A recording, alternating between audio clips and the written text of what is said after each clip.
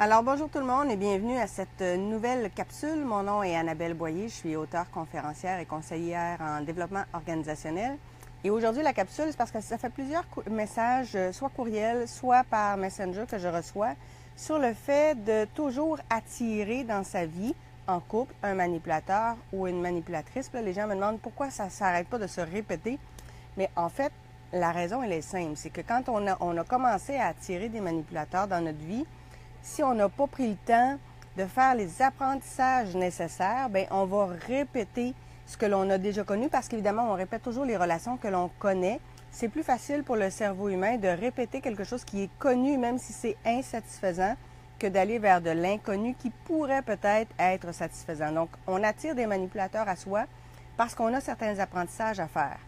Pour les gens qui sont des amateurs de la loi d'attraction, bien, vous le savez, que l'univers ne fait pas la distinction entre ce que l'on veut et ce que l'on ne veut pas. Il ne fait que nous envoyer ce sur quoi on focalise notre attention. Donc, que vous le vouliez ou que vous ne le vouliez pas, un manipulateur ou une manipulatrice, si c'est là-dessus que vous êtes concentré, si la pensée en arrière-plan, c'est « je veux surtout pas attirer un manipulateur ou une manipulatrice », bien, c'est ce que l'univers va vous envoyer parce que c'est là-dessus que vos pensées et vos vibrations sont focalisées.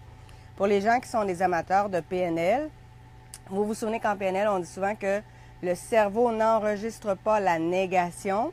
Donc, si je vous répète, pensez pas à un éléphant rose, pensez pas à un éléphant rose, pensez pas à un éléphant rose, pensez pas à un éléphant rose, bien, au bout de 15 fois, votre cerveau va se mettre à penser à un éléphant rose, même si je vous dis de ne pas penser à ça, parce que le cerveau n'enregistre pas la négation. Fait que quand on dit à un enfant « cours pas », mais ce qu'on dit au cerveau inconscient de l'enfant, c'est « cours ».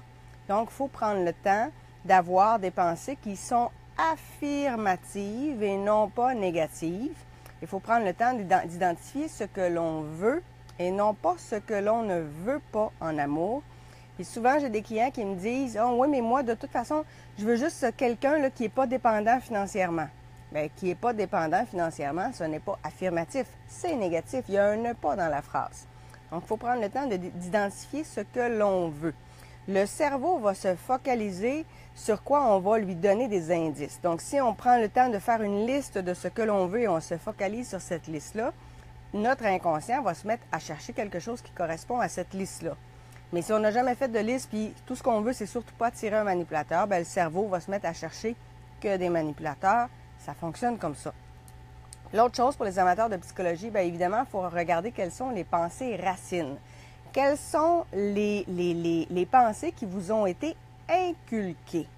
Bon, je le dis souvent par rapport à l'argent, mais c'est la même chose par rapport à l'amour. Je me souviens, j'ai eu plusieurs clients et clientes dont la mère était quelqu'un de plutôt anxieux et qui attendait le père avec anxiété. Donc, il y avait une certaine dépendance affective et elle n'était pas capable d'être toute seule. Donc, pour les enfants, qu'ils soient hommes ou qu'ils soient femmes, le réflexe était le même, une difficulté à être seule. Parce que ce qui leur avait été inculqué, c'est qu'ils ne méritaient pas d'avoir un conjoint extraordinaire et qu'ils ne méritaient pas d'être en couple de façon extraordinaire. Et ça a été fait de façon totalement inconsciente au niveau de la famille, mais c'est un pattern qui se répétait d'une génération à l'autre parce que c'était une pensée racine. Donc, on inculquait ça aux enfants sans même s'en rendre compte. Donc, il faut identifier quelles sont vos pensées racines qui se sont transformées en croyances limitantes. Est-ce que dans votre esprit, vous méritez réellement l'amour ou vous êtes capable de le dire rationnellement, mais que dans les faits, quand vous êtes en situation de peine d'amour, vous dites « de toute façon, je ne mérite pas mieux ». Quand vous êtes dans un couple et que vous avez une chicane, si vous avez le réflexe de dire « de toute façon, je ne mérite pas mieux », bien ça, c'est une croyance limitante et cette pensée racine-là, il faut prendre le temps de la travailler. Ça prend une prise de conscience, mais ça prend une reprogrammation. Parce que juste la prise de conscience, ce n'est pas suffisant pour amener un changement d'attitude et un changement de comportement. Parce que c'est clair qu'il faut reprogrammer votre cerveau. Fait qu'évidemment, pour reprogrammer votre cerveau, ça implique de faire des lectures, ça implique d'écouter des livres audio assez régulièrement, ça implique de faire des exercices, des vrais exercices où on met en application des choses concrètes, suivre des formations, aller à des conférences. Ça veut dire qu'il faut prendre le temps d'augmenter vos bases de connaissances, d'augmenter votre prise de conscience, mais surtout d'expérimenter de nouvelles façons de faire, donc de faire des exercices qui vont vous aider à identifier ce que vous voulez réellement, des exercices qui vont vous aider à identifier vos valeurs et vos contre-valeurs pour être en mesure d'aller un peu plus loin puis de trouver la personne qui vous convient réellement. Là, je suis pas à la maison, mais il y a 4 livres, en fait, dont je voudrais vous parler, qui pourraient vous aider là-dedans. Il y a un livre de Régine Kwaku qui s'intitule « Les 6 clés essentielles pour attirer l'amour ». C'est en gros sur la loi d'attraction appliquée à l'amour. Donc ça pourrait être bien intéressant pour ceux qui en auraient besoin. Et il y a 3 livres de Pascal Piquet, Le syndrome de Tarzan, qui est sur la dépendance affective, parce qu'évidemment, si on attire un manipulateur ou une manipulatrice à soi, c'est qu'il y a une forme de dépendance qui s'est instaurée et il va falloir travailler cette dépendance-là. Ça s'en ira pas tout seul. Séduire pour une nuit ou charmer pour la vie de Pascal Piquet, encore une fois, et Gagner au jeu des échecs amoureux. C'est la même chose. Pascal est très, très spécialisé en dépendance affective au niveau des relations amoureuses et sur l'établissement d'une relation saine, alors que Régine Kwaku, on est plus dans trouver l'âme sœur par la loi d'attraction, identifier ce que l'on veut, identifier nos valeurs. Donc, ça peut être 2 auteurs qui peuvent être très intéressants pour vous si vous avez envie d'attirer autre chose qu'un manipulateur ou une manipulatrice dans vos relations amoureuses. Et je vous le répète, ça partira pas tout seul. Donc, si vous faites juste si vous partez avec l'idée de je vais lire un livre puis ça va se soigner tout seul, ça marche pas comme ça. Il faut vraiment reprogrammer le cerveau parce que ça fait déjà plusieurs années, en fait, que vous êtes programmé d'une certaine façon. Puis là, il faut réussir à réaligner. Fait que ça va demander un certain temps, ça va demander certains efforts. Donc, c'est sûr qu'il faut faire les exercices, mais il faut en refaire et en refaire et en refaire.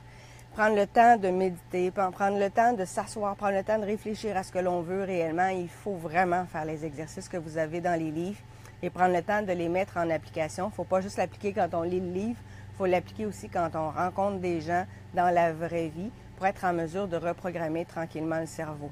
Vous avez des apprentissages à faire, vous avez une reprogrammation à faire pour être en mesure d'attirer la personne qui vous convient davantage. Et plus vous allez, pour reprendre une expression de François Lemay, plus vous allez devenir une meilleure version de vous-même, plus évidemment vous allez attirer des gens qui sont eux-mêmes une meilleure version de leur propre personnalité, de leur propre personne. Donc, plus vous allez travailler sur vous, mieux ça va être.